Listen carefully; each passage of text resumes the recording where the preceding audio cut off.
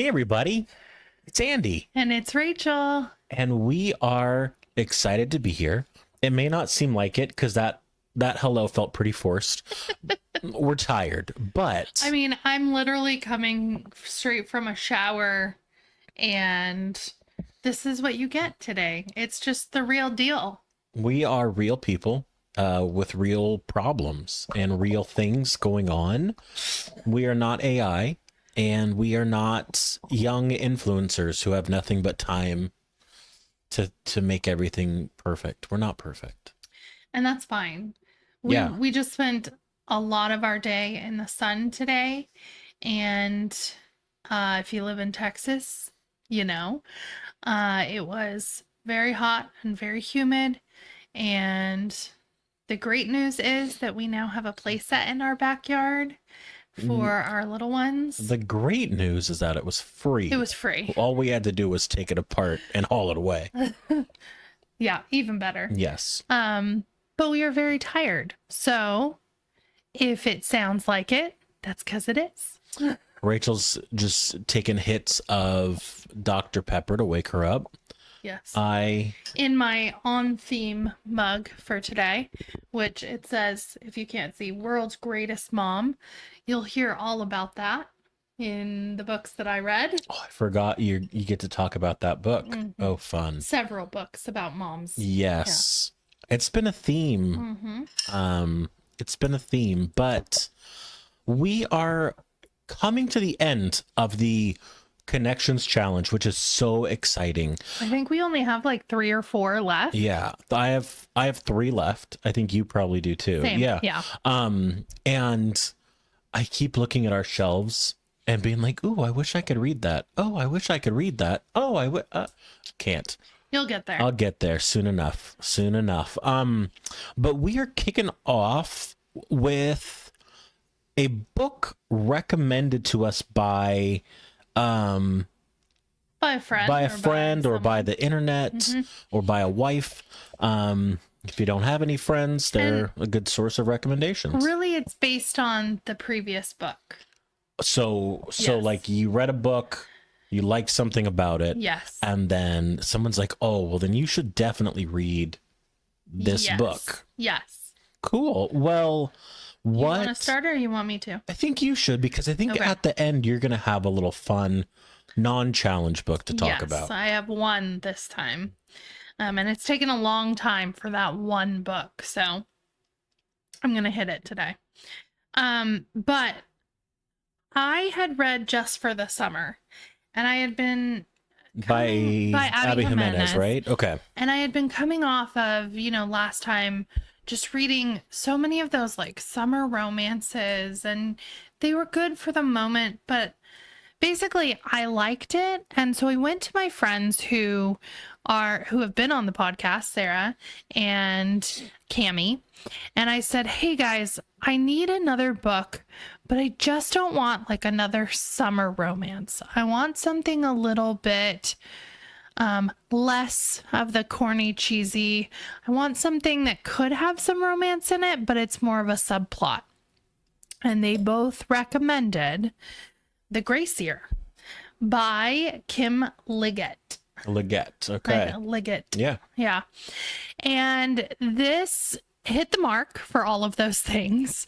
And it's a YA book. And it was a very special book. It started out for me kind of like you just get thrown in to this dystopian world. For me, this book was a very big nod to the Hunger Games. Oh, fun. Meets The Handmaid's Tale. Fun. Okay. I mean, those aren't the words I would use to describe those. Fun to read. Yes. The world's not so fun. As a man, I think The Handmaid's Tale is supposed to be fun for me. Oh, is it? Yeah, I think that's the whole problem. Well, I mean, this very much was young women being literally isolated and ostracized. At the age of 16, all of the 16-year-old girls would be sent to basically fend for themselves. They were believed to have evil magic that they would have to basically get rid of and get out and before they come back to their... I think, yeah, it's called hormones. It sure is. But this is the way that world worked. Now, for me, like you're just thrown into the world and you kind of have to figure out what's going on. And so it took a little while for me to get into it. But once all of the, what are called the grace year girls go to their like isolated spot, they have to survive. Now, surviving means they are living off the land. They are figuring out how to survive as young girls together in a group that is not very kind to each other. And there are these men called poachers that are basically hunting them because they want to get rid of their magic or they want to take their magic or whatever it is. They get killed, they get paid for their kills. So it's not lighthearted, to say the least. So I should not have said fun at the beginning. It was definitely not fun. There was, I mean, it just brings up this like fear and the control that basically the government or whatever it was, their culture had on these girls, to make them believe that, there was something evil in them that they had to get out. Not to mention, before they left, they have these like veiling days, which is where the boy basically claims them as their wife if they survive the grace year. Wow. Mm-hmm. And the main character, Tierney, is a girl that basically goes against the grain. And her parents basically had no hope for her. She was planning to just come back and work in the fields and not be married and not, do the traditional route. But she also had her best friend, Michael, who she had grown up with. He was just that best friend that she always had. Now, there were no feelings between them. There were no, they were just best friends. That was it. Now, on veiling day, she just expects, like, everybody else is going to get a veil, and then she just needs to survive, and then she can go do what she wants, even if it is being a slave in a field. She thought that was better than being married to a man who would be very misogynistic, because in this culture, that's what they were. Gotcha. They basically owned their wife. Okay. And so... Hence the Handmaid's Tale connection. Yes. Yeah, gotcha. And so on veiling day, she gets a veil. What? From Michael? From Michael. Oh my gosh. Who's really just trying to protect her. But she gets real mad because that is not the direction she wanted. Michael should be going and being happy with some other wife that he can own. And yeah, so anyway, she's like, well, now what do I do? So she has to go. She then, has made some enemies because other people thought they were going to get veiled by Michael, or other people were going to veil other people. I don't know. 16-year-old girl drama, but stakes are a little higher. Anyways, that sounds like a nightmare to read. It truly is a nightmare. I can't even imagine either being in that position, being a mom to girls, having our girls be in that position. I can't even imagine. And so it was tearing at me and tearing at me. Now, there are some other connections in here that I'm not really discussing because you kind of have to get into the story to hear them.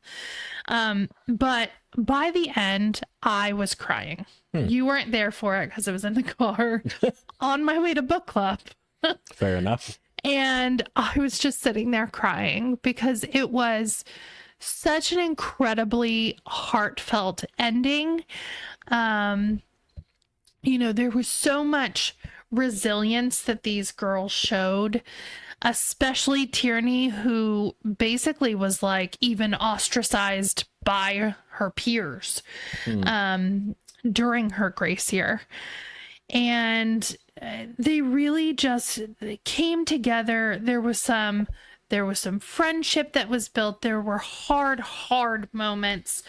There was a subplot of love, and it just really hit. It really hit. And being a mom of daughters, it just hit even harder, I think. Yeah. So, well, good recommendation. Yeah, I gave it 4.5 stars just because of that beginning, not really knowing what was happening for a little bit and really trying to get into, okay, what is a poacher? What are they doing? Like, what is this? Yeah. So, 4.5 stars, but worth it. Stick with it. So good. So I remember you listened to a bit of it and then you were like, I feel like I need to read this physically. And then you were like, nah, never mind. I'm going to read. I went back listen. to it. Yeah. Once I figured out what was going on. So by it was really, reading it was really just to like get that like world building aspect. Yeah. Okay. Then I went back to listening to it and it was very good. Nice. Okay. Well, cool. It sounds interesting. Very interesting. I'm curious. I can see from a woman's perspective it being maybe an empowering book or just having more perspective for the characters. I mean, I do think it is for everybody. Yeah. But like I should not be a misogynist would be a good thing to learn out of there. Probably. I mean, it's a little late to start now. If that's something that you need to work on, then sure. But I think you're good. Well, cool. Yeah. That sounds really cool. And it got such a beautiful cover too. It does. That's Look like at that. so awesome. Look at that. I love that. It's got there's this red ribbon that means that they're in their grace year. And then it's just pink because it's all the like women, female, and then has some like little white flowers. It's really, really well done. Very cool. And maybe some blood dripping. I can't tell. Oh, you know. Well, I had a fantastic book recommended to me by my best friend, and Yours truly. And she told me about a book that I had never even heard of before, but it's called Real Americans. And it is, it's hefty. It's heavy. Holy cow. Thankfully, I think I read it on Kindle and listened to it, so I wasn't having to hold this. But yes, it was so much fun. And really, the reason I recommended it is because it takes place in China? No. Oh, where does it take place? New York and Washington. But then, you're right. I guess they go back in time a little bit to China. Yes. Sorry. And you had just come off of talking about Mao, right? Yeah. And then and communism and all that stuff. And so that was in here. Yep. Plus there's like some, what was it, like time travel or? It's not really time travel. It's all of the characters have this. It's never clarified if it's an ability or just a perception, but like time for them will stop. And so a second will feel like an hour. And it's never clear, like, okay, is time really stopping? Or it always happens at these really like high emotion, high impact moments. And I think when all of us are in those moments, they seem to kind of drag on forever. It felt like, from what the description said, that it was going to have some sort of like magical aspect. I think that's definitely a magically part to it. The time travel, so to speak, is really you get 3 generations perspectives. So like kind of the main character that we start off with is Lily Chen, and she is like this 20 something, just graduated college. It's the turn of the millennium, and she's working at like a online ad place for the internet when it was still kind of becoming the internet. And at a Christmas party, she meets this guy named Matthew. She's like, wow, I'm Chinese, and he's this like 6'4" white dude with blonde hair. I don't have a chance. Well, they kind of do have a chance. And they fall in love, and then she can't get over her feelings of inadequacy because he's from an incredibly wealthy family. And her family are immigrants, and just they've always kind of scraped by. And so she breaks it off. Well, time passes, and they sort of find their way back together again and have a baby eventually. Oh, wow. And the baby's name is Nick. And then the story jumps forward, and we get Nick as a teenager's perspective. And so I think that's like 2030. It's like 2030. Oh, so it's in the future. Yeah, that part takes place in the future. And Nick doesn't know who his father is. His mom, for whatever reason, we don't know yet, will not tell him who his dad is. Oh my. But he's determined to find out. And so he sends in like a DNA test, like a 23andMe, and ends up getting matched to this guy named Matthew. And it says it's his dad. And so they reach out and begin having a conversation. And they never really become father and son, but there's enough of a relationship where they kind of feel like close. And Nick ends up going to school, and life happens. And then we go in the future again. And now Nick is grown, and his grandmother, May, is been abandoned by her daughter and by everyone. And Nick's like, I really just want to understand, like, why did my mom never tell me about my dad? He's like the son of the world's biggest pharmaceutical owner. Oh gosh. And a geneticist. And I don't understand why she would keep that from me.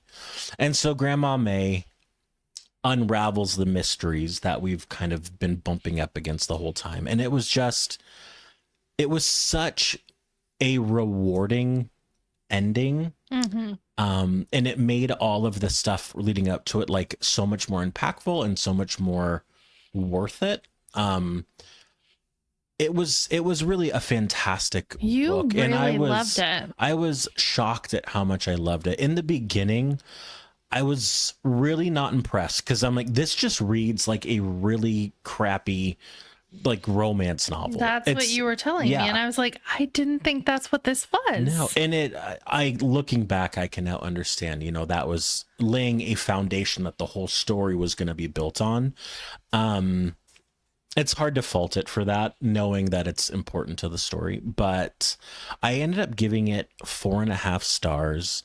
I actually went out and bought the copy so I could have it on the shelf because I think it's one of those books I want to read again.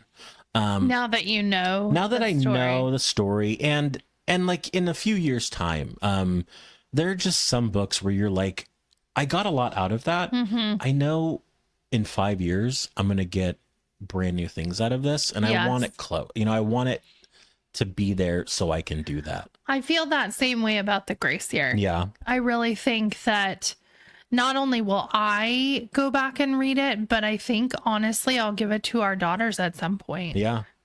That's a good, It's good. Those are those little, I like that physical books kind of hold our memories along with them. And then they say something new every time, which is crazy because the words never change. That is crazy. And it's another read with Jenna. I don't know what's up with me, like these Jenna books, and she has some good books and Reese books, but yeah, I'm going to stop poo-pooing on all these reading clubs. All right. Well, the next part of our challenge was to find a book that the Goodreads rating was either 0.25 points. The review rating Yes. was 0.25 points above or below Yep. the previous book. So I had to find something that was pretty highly rated, because the Grace here is highly rated. Yeah. It sounds like for good reason. Yeah, very good. So I actually ended up seeing so many people that I follow talk about this book, and I ended up getting it on NetGalley as an audiobook. But it's called The Lies They Told by Ellen Marie Wiseman. And it follows a woman who and her daughter who go through Ellis Island from Germany during the late 20s, early 30s. Oh, okay. I think late 20s. And they go through Ellis Island during a time when eugenics was getting to be a popular science. Yeah. And during that time, basically, eugenics, if you don't know, is basically like weeding out people that aren't whatever they want them to be, the best genetic makeup, or in their eyes, I guess, you know. Most famously done by Hitler. Yes. Yes. But it was happening here in America. And what they were trying to do, according to this book, was really weed out any immigrants or people in the country who, in their eyes, were not smart. They called Seems them very subjective. feeble-minded. Oh, okay. And it was very subjective, and obviously was done. I mean, you can't, that's just not something I just can't even, I can't wrap my head around making that into a science. You have a lower than average IQ, so sorry, we're going to kill you. No, we're just not going to let you reproduce. Oh. Yes. Oh. Yeah. I don't know. Or not let you into I've looked at some people before and been like, you better never have kids. So anyways, this was being done in a way that was sterilizing women without them knowing and without them really even having a say in it. Yeah. And it was being done to not only immigrants, but also to people in America who were born here. Wow. Yes. Is this real? This really happened? Yeah. Sadly, the it was Roaring done. 20s, it was not. Yeah, it was done in, at least in the point of view of this story, basically the hill country of Virginia. So people weren't really talking about that. You know, people really weren't like, oh, I'm so sorry about that. You know, it's just like, no, the hill people. Well, and news didn't travel real fast then either. No. You could get away with a lot. And you can get away with a lot in the name of science. Yeah. Yeah. So Still can. yeah. And so it was mainly the immigrants and the poor that were really affected by these scientists, if you want to call them that. But it was a very good story. It was, I really liked it. I really liked listening to it. The audiobook was very well done. Was it one with multiple narrators or no, just one? Okay. You hear from the point of view of Lena, who is the immigrant mother. Okay. And she comes over. Her mother is too sick to come through. She's sent back. Her brother, they say, is too feeble-minded, so he is sent back.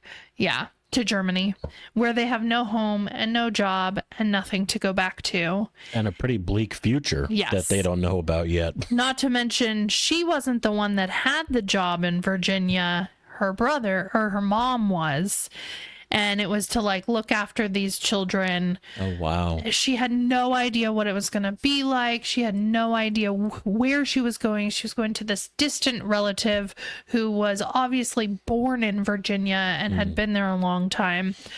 So you kind of get this, she gets thrown into this country life, very country life, with this man that she now has to live with, kind of like a boss, and his 2 children who he raises very strictly.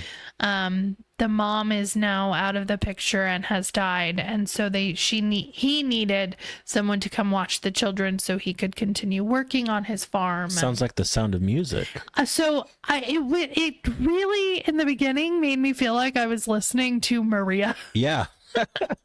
But just in the countryside of Virginia, not as That'd be less impactful. yeah, not as beautiful in my mind, although I'm sure it is beautiful there. No offense, Virginia. But yeah, so you just didn't know where it was gonna go, and the characters I really connected to. I mean, even the daughter sings, so that also, yeah, that goes back to that. But it was a beautiful story of immigration and what that looked like then during the war when there was so much poverty anyways, and then put on top of that the poverty of just living in rural Virginia at the time.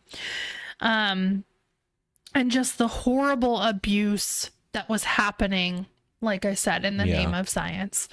So very interesting. I really enjoyed it. I gave it 4 stars.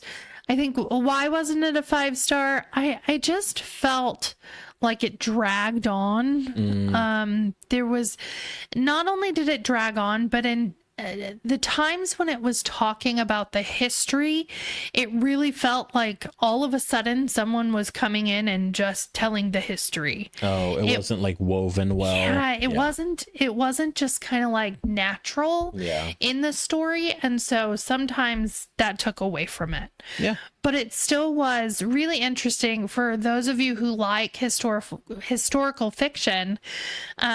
It was so different than a lot of the stories that I've heard, especially during that time, and what was actually going on here, that we just really don't hear about very often. Yeah, so it's always fun, or not fun, but it's that word. It's my go-to word. It's interesting that we all live and learn here in this country, but yet there's so much we never hear about or learn about. Right. I mean, I think this is a part of history that we're not so proud of, so we're not shouting it from, the mountaintops. Haha. Yeah, but I think you have to be informed by history, otherwise I agree. Someone's going to be like, "Oh, what would be a really good idea? Let's just sterilize all the people we don't like." Right.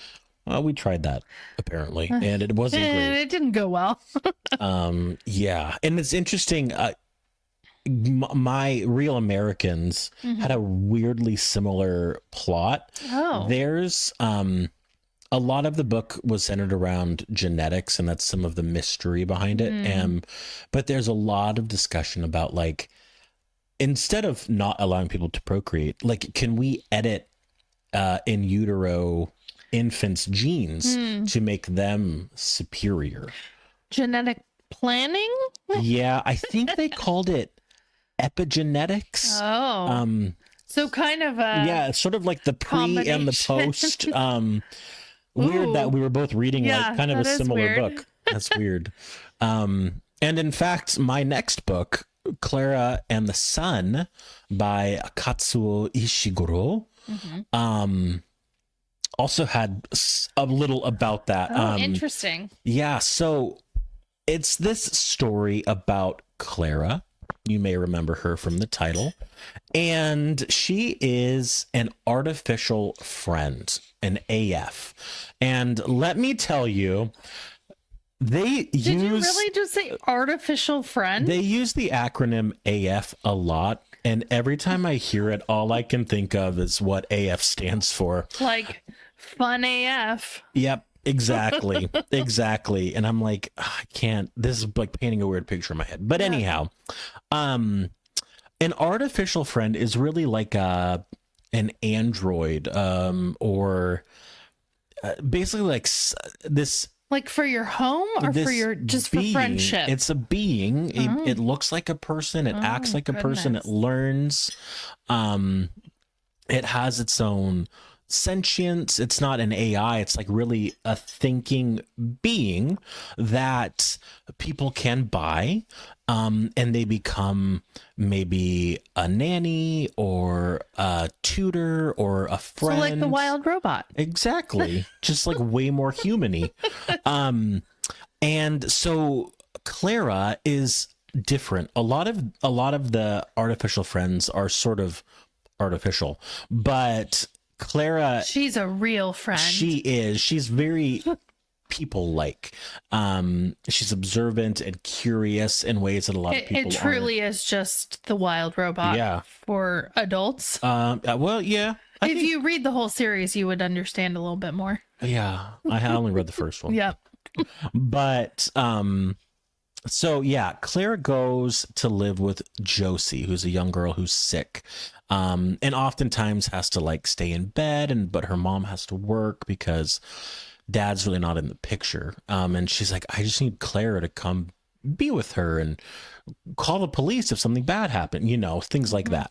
And so they strike up this friendship. Well, Josie is a lifted person, meaning her genes were in some way altered to make her extra smart, or extra capable. But I know, considering all the things we've talked about. So the opposite of feeble-minded. Yes, super-minded. But I think because of that, there's potential for like rejection or being sick, and dying. And so she's sick and likely going to die. Focusing on certain genes and not others. Yeah, apparently you need all your genes to work out well. It's a good thing to remember. It's interesting that we're talking about genes after all the Sydney Sweeney controversy.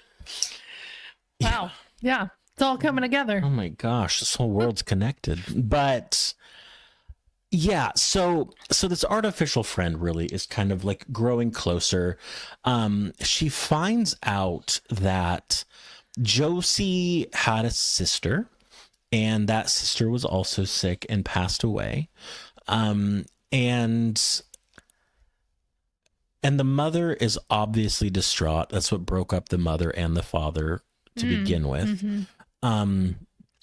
And when Josie became sick, the mom decided that she's going to find a way for her daughter to live forever.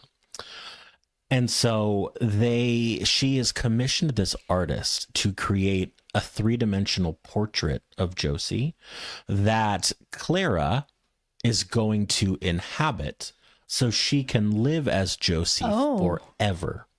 I mean, this is a really cool concept, I think. I've seen Black Mirror. It's not. Oh, okay. For someone who's not in that world, yes, it sounds really interesting. It's a nice idea. Never having to lose your child would be incredible.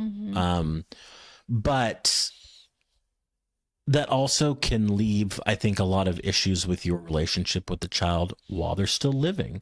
They sort of become almost not expendable, but like you like, oh, if you die, that's fine. I got my backup already here. It's going to be fine. And like time is not as meaningful, I would assume. Yeah. So there was a lot of discussion around like empathy and like Klara, this artificial friend, often exhibited more empathy and care for the humans than the humans did for one another.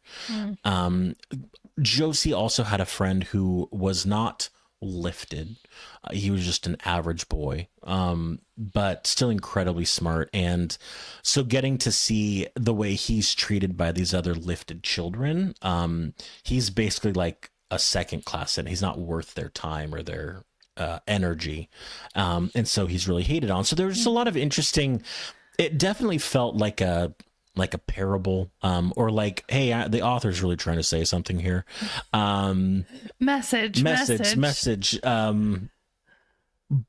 So I didn't. And this is your what, second? This is my second by Ishiguro. I didn't love Never Let Me Go. I definitely didn't love this one. And I think the reason I didn't love it is because it was trying to say so much, but it never really said anything. And if you need a book to tell you, like, to be a basically decent person, I fear for you. I fear for you. They're probably and not I'm a little picking afraid of you. Yeah, they're probably not picking up the book either. No, definitely not. Definitely not. So I just didn't love it. I really don't like Ishiguro's writing style. I also I don't care for, kind of like what you said with the Grace here, you are just dropped into a world and sort of expected to figure it out. But he also doesn't give you any clues to figure it out. And so you're just like, I can't picture where this is taking place. I can't picture what's happening. In the beginning too, you were like, I don't even know what's happening. I had no idea. And it's because, like, these AFs, these artificial friends, are just like all stuck in a department store, like looking out the window and like discussing how great the sun is because it gives them energy.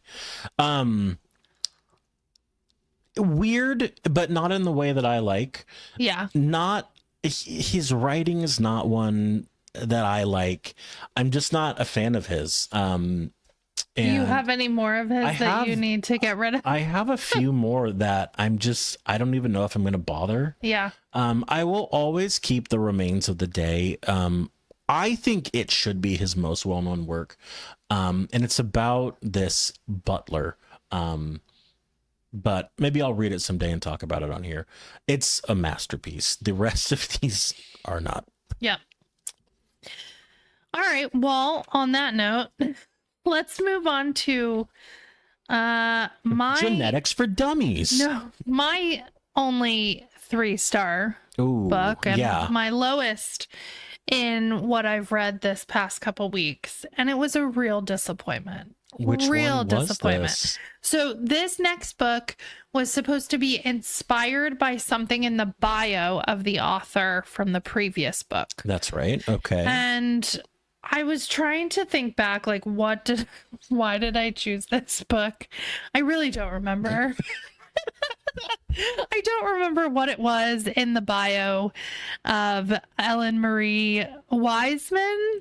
But for some reason, I picked The Story She Left Behind by Patti Callahan Henry. You mean Patti Callahan? Yes, same author. Well, this is the author of Becoming Mrs. Lewis. This is the author of Once Upon a Wardrobe. Yeah. She also wrote, for those of you who've read the super popular one, was The Secret of Flora Lee. Oh, really? I haven't read that one yet, but I will. I'll give her more chances. This one just didn't do it for me. Just a stinker. And in fact, I probably, if I weren't reading it for the challenge, would have DNF'd it. I wasn't that interested. It's about this girl, Klara, who... Wait, are you talking about my book? I'm not. Her name is Klara. She is the daughter of this beloved, famous author who wrote a book and then disappeared. She wrote a book. She became famous. She left Klara when Klara was only 8 years old. By the way, we have an 8-year-old, and I can't even imagine just disappearing, just leaving. I don't even like leaving her in a different room. No. That might be our problem. But anyways, so now Klara is grown and she has her own daughter. And she is an illustrator as well. and she goes to basically her mother's manuscripts and the language that she created in her books has been discovered in this random man's items after he died by his son. Oh. And so she lives, I believe it was like North or South Carolina. I can't remember. Sorry. And she then travels to London to meet this man who has found these manuscripts to give to her and be like, hey, what is this? Like, I feel like they're probably important to you. Yeah. So far, this sounds super cool. The whole premise, I could not wait to read. Once I got there, I was not. I was not okay with it.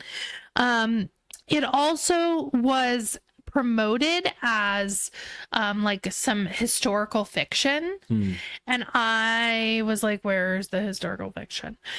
So it's the history is so well blended, you don't even know it's history. It's so minuscule, actually, because they get to London and it turns out her daughter has asthma, and it is during the Great Smog, which I didn't even know about before reading this book. It's the dragon from the Lord of the Rings. No.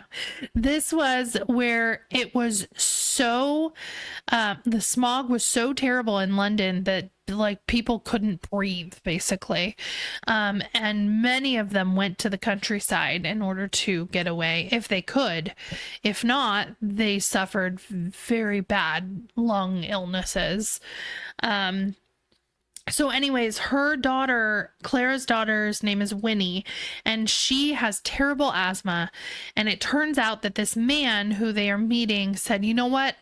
I have a house in the Lake District of England, which I looked at pictures because the atmosphere around this setting was by far my favorite part of the book. And it was specifically picked. We hear from Patti Callahan Henry at the end of the book in the author's note, but it was specifically picked for certain reasons that I'll talk about in a second. But it was picturesque, beautiful place that it just was like the perfect place to get away to. I was like, I want to go. I want to go there. It's so beautiful. There's water and greenery and little cottages. And I was like, yes, take me. Pick me. So anyways, they end up going out there. Winnie turns out to be fine, but they start to realize that there are some connections between her mother and this place. Oh. So, and Klara has many connections to this place.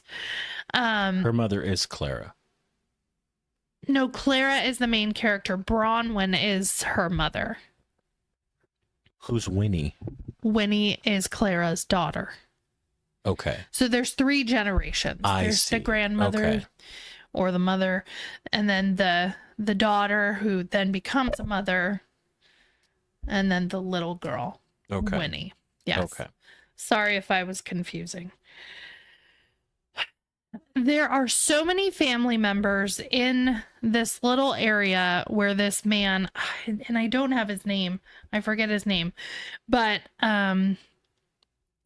basically, they start to make these connections with the people that are there, including, which was another one of my favorite parts of this, they lived right next to the house that Beatrix Potter lived in. No way. Where the garden where Peter Rabbit was really inspired from. Like, that to me, I was like, I love that little nod. That's so cool. Yeah. So anyways, but that was specifically picked by Patti Callahan Henry for that reason. Did you ever see Becoming Mrs. Potter? No.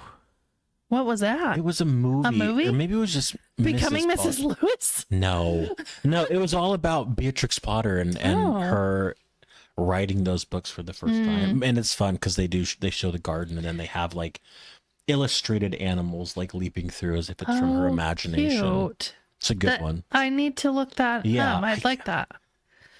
We'll have to figure out what the name of it is, and we'll put it up here. Up here. But anyways, basically, I got to 75% in, and you hear what's happened to her mother. And then there's still a quarter of the book left. And I'm like, okay, well, that was the thing I was kind of waiting for. And now I have another quarter of this book to go. And it really just wasn't like, yeah, it wrapped things up and blah, blah, blah. But I was so disconnected from the characters. I was so disconnected from, like, I just don't care anymore. Like, okay, there were too many coincidences. Oh, that's the worst. I was like, okay, sure. Okay, Patti. And I really love her writing. And so did this one have the same nice writing? It was just good writing. Not a great story. The story just, I mean, the whole premise of it was this great idea, and then it just fell flat, and it was the entire thing. Like, you already knew the whole thing. You just didn't know what happened to the author, the mother, you know? And so, yeah, I just wasn't connected. I just feel like I still love her as an author. I love her writing, and I will definitely be reading other books of hers. This one just wasn't it for me. That's fair. Yeah. Totally fair. Yeah. Well, speaking of authors that I will never read again, I don't even know how to talk about this book because... Well, wait, because it was inspired by something in the bio of Ishiguro. So Kazuo Ishiguro won a Nobel Prize for writing. For not for this one, or maybe... I think he just won it. I don't know. I think for Never Let Me Go.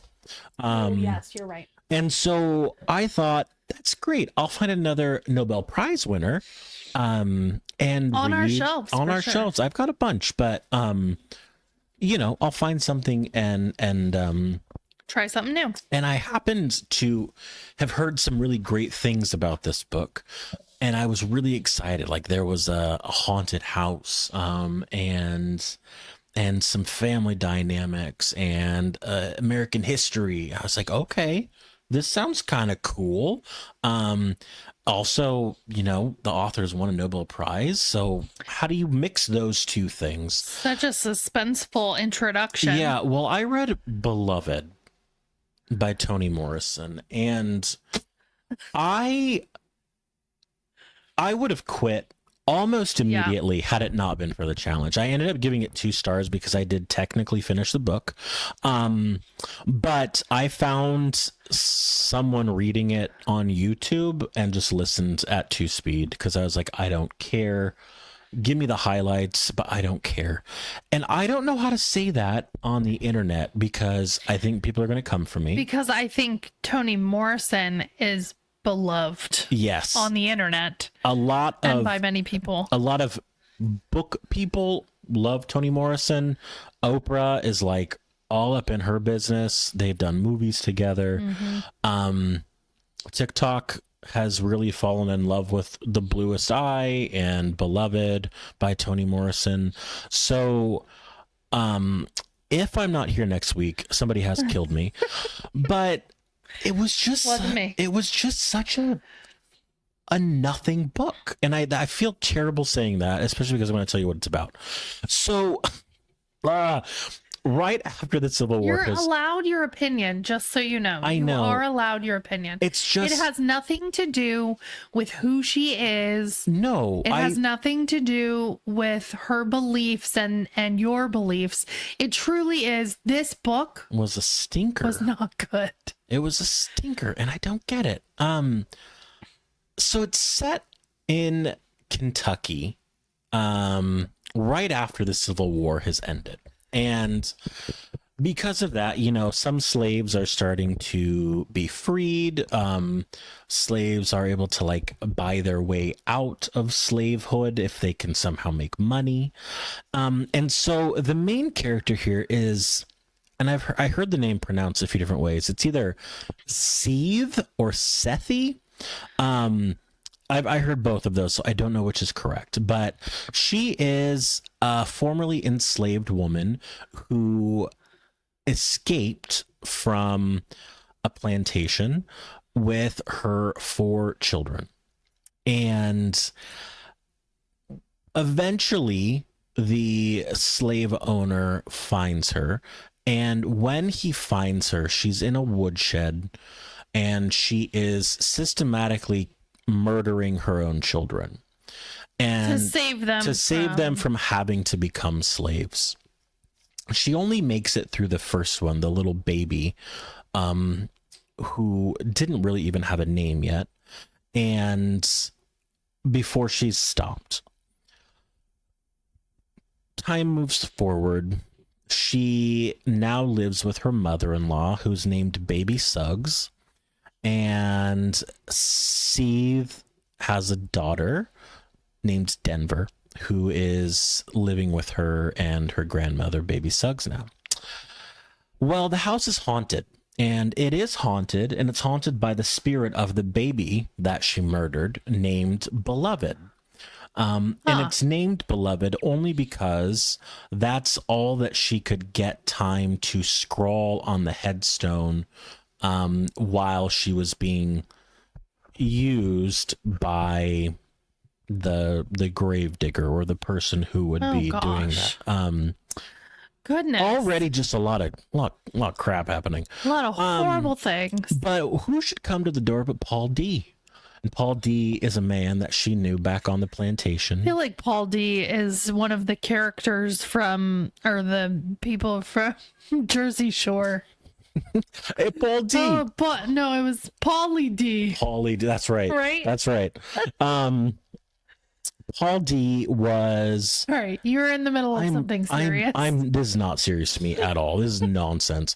So Paul D was a slave with Seeth's husband back in the day. Her husband is long dead, and her 2 other older sons have run away, so it's just her and her daughter. Paul D shows up. Instantly, they're attracted to one another. Oh, gosh. She takes off her top, and he's like fondling her, and then... Where are her children? Well, just Denver is upstairs. Oh my gosh. And the baby's spirit is watching because it starts throwing a fit. And he beats the house up with a chair. Oh. And that stops the baby haunting it anymore. And then I don't know about you, but I think I've read enough of those haunted house books to know that just throwing a chair at it isn't gonna stop. It's funny you say that. I don't think anybody's ever tried that. It's always straight to The Exorcist. Right? Maybe you just need to throw a chair. I don't know. Maybe ghosts have a thing about sitting. They can't do it anymore, so they don't like chairs. There you go. That's what it is. They have a thing against chairs. So time moves forward. A bunch of random boring shit happens. Excuse your language. So I'll bleep that. And then who should they find by the side of the road but a girl named Beloved? Uh-oh. And Beloved comes with them home, and she's a real girl? Now, yeah, she's a grown woman who escaped from death and has come back to see her mother and her sister. How can you... Don't ask. Don't ask. Don't ask. So, Beloved comes and lives with them, and Paul D's like, man, I've never had sex with 2 people under the same roof. So they do it. And then he's like, I feel really bad about it. I'm just going to leave. And then Paul D is not in the story anymore. And then Beloved becomes sort of like the mother figure as... Do we need to know the rest of this? Like, it's so bad. No, it's a stupid book. It's a stupid book, and people who like it are stupid. That's my opinion. No. There is no redeeming quality. And I read a lot after I finished this because I was like, what am I not getting? Why did Oprah star in this movie in 1994? Why do people teach this book in their courses? Oh gosh. Why is the internet in love with it? Could you find any answers? Couldn't tell you. I think it's one of those books where everyone's afraid to say they don't like it. Oh. So they all say they do. Everyone's afraid of Oprah. I'm taking a stand. Screw you, Oprah. Oh no. And Toni Morrison, this book sucked. Don't come after my children, please. Yeah, it's just me. It's just him. Yeah, so I just, amongst all of the what the hell is happeningness, there are some like really disgusting scenes of what slavery was like. Okay. Okay. And so that gives perspective. I think at this point, like, we can all agree slavery was terrible. Bad. Yes. I don't think, I hope no one's like, we should bring slavery back. So I'm not sure we need like a bunch more books about the same thing. Like how this was in 1987. You're right. This was an older book. Excuse you. Almost 40 years old at this point. Oh, Lord. And I don't know. I just don't get it. If any of you out there have read it and liked it, can you tell me why? Because I'm genuinely curious. Yeah. Like, did I miss something? Did I not understand a theme or like something that was going on? Because I can't understand. And he literally threw a book, which like doesn't happen in this house. I almost don't even want to take it back to half price books for money. It's another one that you just don't paint think whatever I get with that store you don't credit. think other people should be reading it either. Yeah, I don't have that. All right, well, let's move on from that one. Toni Morrison. Because the next book in our challenge was one that shared a theme. That's right. Yeah. So I've had this theme of moms and daughters in several of the books that I read in the past couple weeks. And I don't know what's going on. Maybe I'm like hormonal or something. Maybe. But also my best friend Savannah in Idaho, and I chose to read The House of My Mother by Shari Franke. And if you don't know anything about Shari Franke, go watch the documentary, or her mother, Ruby Franke, you should probably pause and then go look her up and then come back. But basically Ruby was a YouTuber back before YouTube was real big. And she really was like a mom vlogging about her family. They were Mormons in Utah, and she had 6 kids. So she had a lot of content. Shari Franke, who is the one that wrote the book, is her eldest daughter. Now, just recently, in the past couple years, Ruby was arrested and pled guilty to aggravated child abuse. Yep. A felony. Yes. So we start at the beginning of Shari's life, her childhood, what her mom was like in this book. And from her perspective, all the things that happened that led up to that abuse that she was charged for. There's a lot of abuse in between. Yes. Emotional especially, but there was some physical abuse as well. It wasn't very graphic. So for those of you who don't want to read nonfiction that is graphic, there wasn't much of that in this.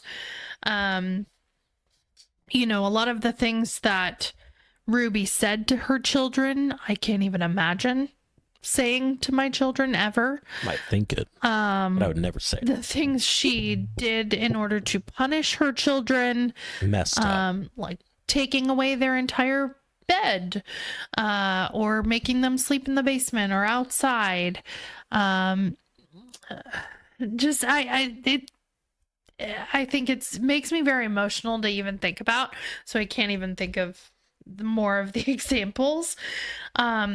She really was all about the content, and it really spoke to the world that we live in, where social media is the way people either get attention, or, just share their passions. And it could be, one or the other. It could be both. I'm here for the attention, if y'all don't mind. Yeah, I'll be here for the passion. But basically it was like the kids that were involved in this had zero choice in the matter. Yeah. And that was kind of Sherry's her whole message in this book is like, be careful what you're doing with your family and your kids on the internet. Because not to say that everyone on the internet is going to become a child abuser, but when you're putting them out there and they literally have no choice, they're going to have feelings about it. It made me definitely like think about what I'm putting out on the internet with my kids. Yeah. And it's not to say that I'm perfect, and I definitely am not, but I definitely took this and I'm going to apply it to my life where it's and Shari has kind of devoted her life to educating families on like how not to overshare and how to protect your kids, because putting your child out there is just asking for them to be taken advantage of. Right. And I think the other part of this is like Ruby was so into the performance, and because I think of her religion and the way that the culture is in the Mormon church, they really strive for perfection. And so what she was putting out there, really, she wanted it to look like they were perfect. Yeah. And in a family of 8, there's no way that you're going to have perfect children. There's just not a thing. It doesn't exist. Or perfect people at all. Yeah. A perfect mother, a perfect life. Like, it doesn't exist. What is perfect is what you make for yourself, and I think, and what you're blessed with. And it just, it's so sad to think that, like, they literally, every single part of their life was on the internet, including like when they were going through puberty. She made it like a big announcement. And like Shari, one of the videos was like her having to go bra shopping with her brothers. Like, just so sad. Yeah. But also it's about who you surround yourself with, because in the end, Ruby got connected with this woman who came to her at her lowest and kind of portrayed herself as a psychologist when she actually was not, or had some background but wasn't actually certified. And she really got involved and connected to this woman who was telling her all the right things at all the right times and manipulating her and brainwashing her children and her husband. And in the end, that's really who kind of struck a chord with Ruby, and who did some of the abusing of her children, who she convinced Ruby were possessed in demons. And at 10 and 12 years old, your children might seem like demons at times, but should they be punished for it and not fed and bound and beaten, locked in a cell? No, handcuffed. None of this should happen. And it is beyond sad to think that a mother could feel so strongly about those beliefs over protecting her children and giving them what is best. And so anyways, it gets to me. I listened to the book. It was very quick. But it left a lot of questions in my mind, especially when it came to the father of this house, whose name is Kevin, and kind of where was he in all of this, and how did this happen under his watch? Because it sounded like, in theory, he was a good father. until he was also brainwashed and made to believe that had a lot that he needed to work on and separate from his family. He was kind of like kicked out of his own house. He was kicked out. I mean, told he couldn't speak to anyone. Shari was kicked out. Her brother Chad was kicked out to live on their own, to really work on themselves and to kind of figure out what they needed to do in order to come back into the family. And anyways, it was disgusting. It made me very angry with Kevin Franke, just because I was like, gosh, as a father, like, you should be a protector, and those are your children. Like, as a mother, I feel that. As a father, I know you feel that just as much. There's in a different way. Nothing more important than protecting my children. Yeah. Even from, I mean, you're wonderful, but like if you were a disaster, I would never go along with you and sacrifice the kids just for the sake of a marriage. Like, but that's literally what he did. It's a pathetic man who is so weak that he will allow his wife to do horrible things to their kids. Yeah. Just so the marriage can stay together. Yeah. So sad. And so anyways, I read the book, had all those questions. We ended up watching, there's only 3 episodes on the documentary. There's a documentary on Hulu called The Devil in the House? In the Family? The Devil in the Family. The Devil in the Family. And it was a quick watch, but a hard one. And it answered a lot of questions about things that I think just Shari either wasn't there for or as a child saw very differently. Yeah. And she also was already out of the house in college and separate from her family when the major child abuse happened to her little siblings. Yeah, the truly horrible stuff. Horrific. Yeah. So if you are going to read this book, I would say go watch the movie or the documentary as well, just because I feel like it's a fuller picture of what was going on, as well as the insights from the child that was part of this family. Yeah. Hard to hear, but I do think it was worth the read. It's one of those that's like in the top of Goodreads this year. And honestly, it was a super fast read. Like I think I want to say it was like maybe a 4 to 6 hour book on as an audiobook. And so reading at 2 times speed, it was very fast, but worth it. There's a lot of healing to be done in that family between, all the children, obviously, and the father as well. I actually don't know. I don't think that they answered where the children are now. They did not directly. Yeah. But probably because they're trying to protect their identities. Yes. And all of the identities of the younger children have been kept. Shari kept them in her book. She did not name them, so we don't even know the names of those children. As well as in the documentary, they didn't name them and they blurred their faces. Yeah. Because that's a major part of this. They don't want them to continuously be put out there because of the choices their mother made. So very, very good. I gave it 4 stars because of the questions that I had, but with the questions answered now, like, put it all together, and definitely worth reading and watching. There's some interesting things that were talked about in the documentary, like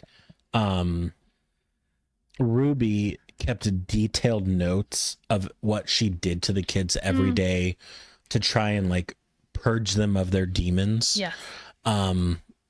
It would be disgusting but also fascinating to be able to see those, and I think that would they have been released, I believe. Oh, have they? That would answer a lot of questions too, because I didn't read the book, but based on the documentary, they did a horrible thing to those kids.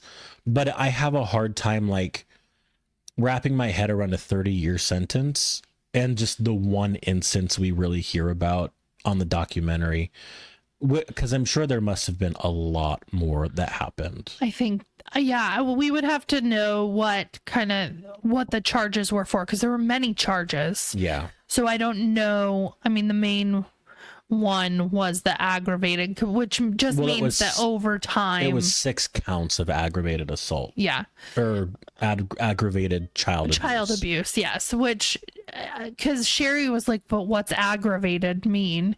And it just meant that, like, over time, there were so many different things that happened that were considered child abuse in the state of Utah. Yeah.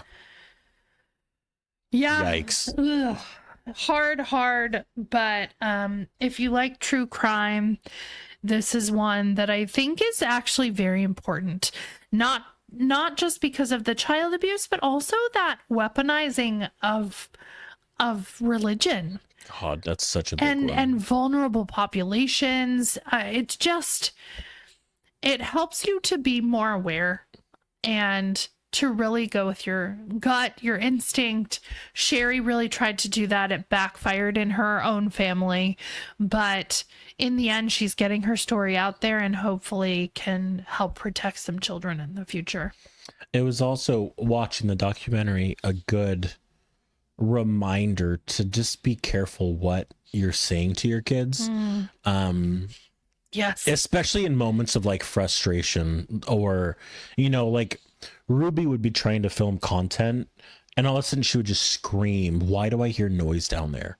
Yeah. And the kids would all be terrified and stop instantly.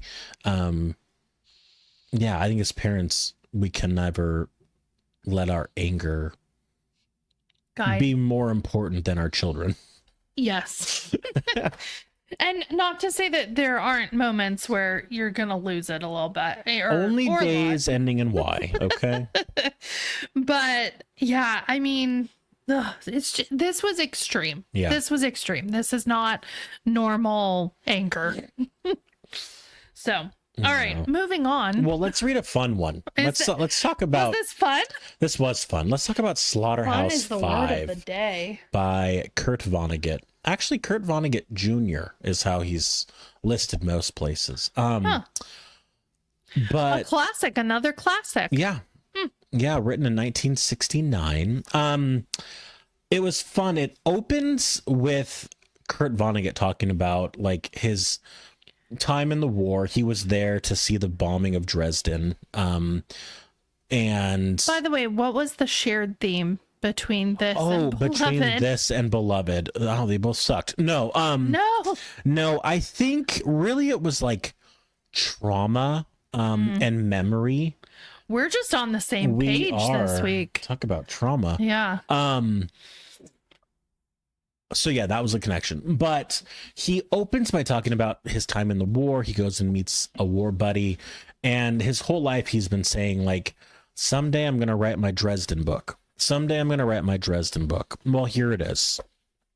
And the story follows Billy Pilgrim, who is a man that keeps getting lost in time.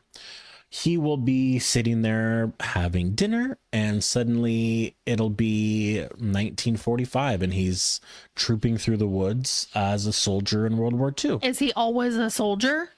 Yeah, I mean, yeah, so it's interesting. So when he gets lost in time, it's always his life. He's just experiencing different parts at different times. Oh. Then he talks a lot. He's like, I know how I die. I've been there. Oh my gosh. But then, but I also go back to when I was 10 years old, and he keeps sort of like jumping around in time. He has no control over it. It just happens. But he also gets abducted at one point by aliens, and they are the Tralfamadorians, and they are obviously an enlightened species, and they capture him and put him in a zoo because they want to see a man, literally like a freak show, like a zoo. Like they put him in a big pen. He's a different kind of species. He's a different species from the Tralfamadorians, and so and then they later abduct a movie star because they want to see the two procreate because they don't do it in their Goodness. own. What is wrong with all these books being so obsessed with this? Well, you might not know this, but sex is a really big part of being a human. I hear. I mean, I do know that, but like, why do we have to read about it in every single one of these books that you're reading? When you're talking about the human experience, it's definitely one of them. It's part. Yeah, it is. It's part of it. So that's really it. That's it. It culminates with his time in the war, being taken prisoner, and being in Dresden as the bombs are dropping over. And if you don't know, like, it was the biggest firebombing ever. Like, it decimated Dresden. So, yeah, it was. What are your thoughts about this book? You gave it how many stars? I gave it 3 stars. It was 3. 3. It was. This is another classic, though, that like people study every year in high school. It is, and I can see why. There are moments that are really funny. There are moments that are funny, even though they're very bleak. The whole idea behind the book, in the first chapter, he's talking to his friend from the war, and the wife keeps shooting him dirty looks. And finally, he's like, what did I do to make you so upset with me? And she's like, you're all the same. You go to war and you come back and you idealize it and you make your movies with John Wayne, and he's this 50-year-old man going to war and it's all these adults dying. She's like, but it wasn't. It was kids dying. It was babies going over and giving up their lives in these grand wars. And so the subtitle is actually The Children's Crusade. He said, well, I'm going to make sure that is the part that is told. And so all of the time about the war is like, it's this 15-year-old kid who's like found a gun in Germany and he's wearing cast off stuff from other dead soldiers, but he's on patrol trying to keep the German line safe. Or, this guy, he was just supposed to be a chaplain, Billy Pilgrim. But when he got there, everyone was already dead. And he was like, I'm stranded behind enemy lines now. What do I do? And so, obviously, like, war is well planned out. But there's also millions of people who are not a part of those good plans. And they got stranded or they just died for no good reason. One of the characters he kept going back to was this high school English teacher in his 40s who wanted to re-enlist and ended up getting death by a firing squad because he stole a teapot from the Germans and they decided that he would die.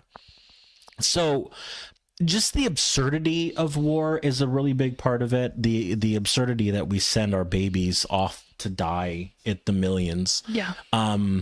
For what?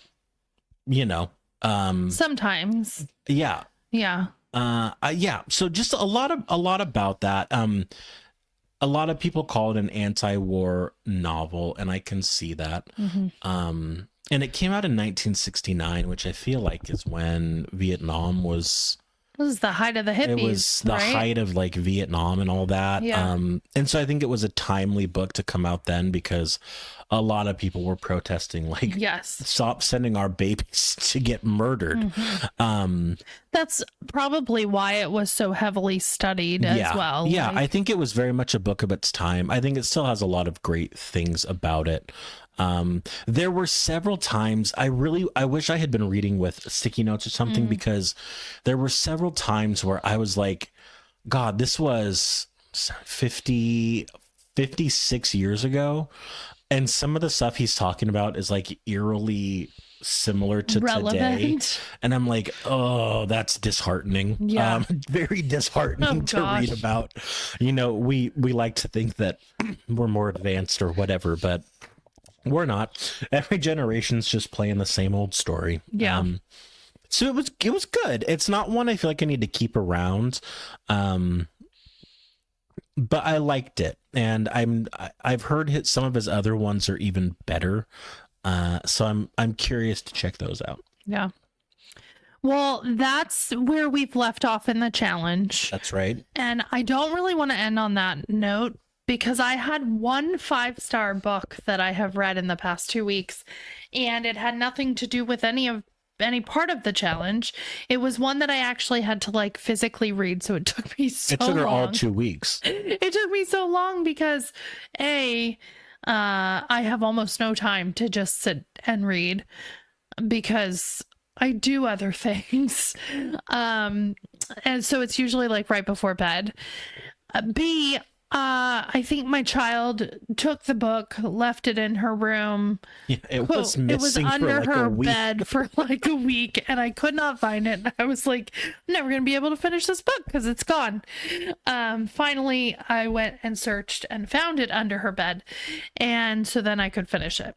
But it is not one that I probably would have like picked up to be excited about because it's another what some might call a romance. But it was that gives a really weird impression of what it might be about. But it's so much more than that. Oh, okay. Yeah, it's called The Good Part by Sophie Cousens. This is my first book by this author, but I'm definitely going to be reading some others. It's got a magical element, which was fun. But basically, isn't all love magical? I mean, different kind of magic. Oh, but we have the main character is Lucy, and she is 26 years old, fully in young adulthood, and, you know, like struggling financially, really starting out in the TV world. So not making a whole lot of money and living in an apartment where, you know, the landlord doesn't take care of anything. And anyway, she also doesn't have a boyfriend. So she's like dating, and they have these apps where you can like, you know, find someone. They work. They do work. We did meet that way. But in this case, she just had a rough night. And so then she ended up going to this little place where they had this wishing machine. Oh, like big. And she wished she could just skip to the good part of her life where she is settled and she has all the things that she wants. Well, the next morning she wakes up and it's 16 years later. She's in her 40s. She's married. There are 2 children. She has her own TV company. But she doesn't remember anything between 26 that night and now 42 when she's got all this going on. So it's 13 going on 30? Yes. It's several different really good movies. It's the Midnight Library? I mean, not really. This was so much better.